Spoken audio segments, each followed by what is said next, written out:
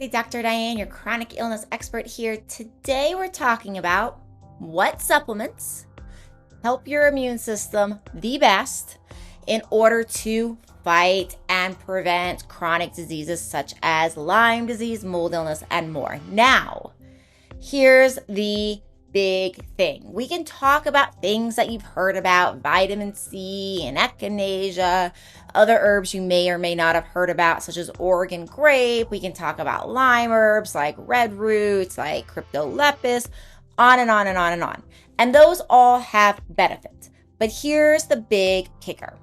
The number one thing that actually is going to help with the fighting, the prevention of things like Lyme disease is actually going to help. It's actually going to make your immune system stronger. That's what we're looking to do. We're looking to raise your own body's defenses, right? So think about this like a superhero with all of this magic power, and he has this great sword to go out and fight things.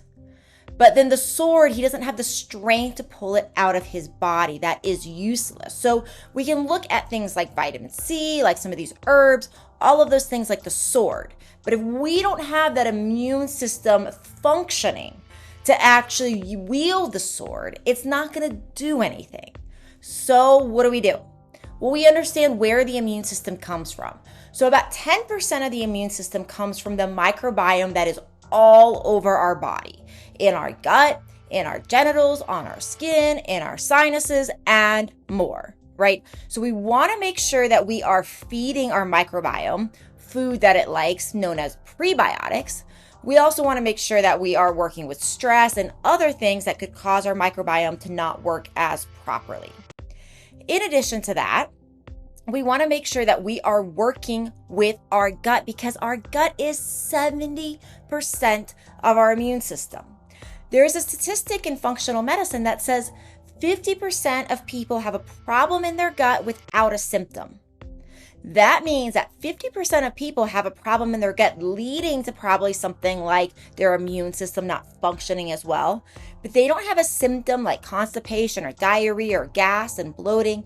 And when they don't have a symptom, that essentially means they do not have a solution. They can't get to that immune system. They're not looking there. They're not seeing what the problem is. So in working with the immune system, we got to make sure we're keeping our microbiome strong.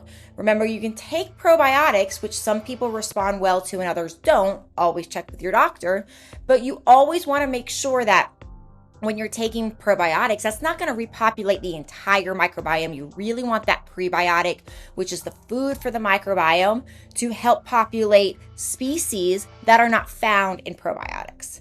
In addition, making sure that you do tests like SIBO, like stool cultures that are functionally based so that you can actually see if your gut is functioning at its full capacity, so you know if there's something you need to do to strengthen your immune system. So those are the top things to consider for today. This is Lyme Disease Awareness Month. Please do subscribe to continue to get videos like this, but also remember that this month we are doing a ton of things to help with the prevention and the fighting of Lyme disease. So we have a ton of free gifts we're giving away, so much more. So make sure you go down into the show notes, sign up for my video ebook so you get my correspondences this month about all of the things that we are giving away to help support the cause of Lyme disease awareness. I'll talk to you all real soon.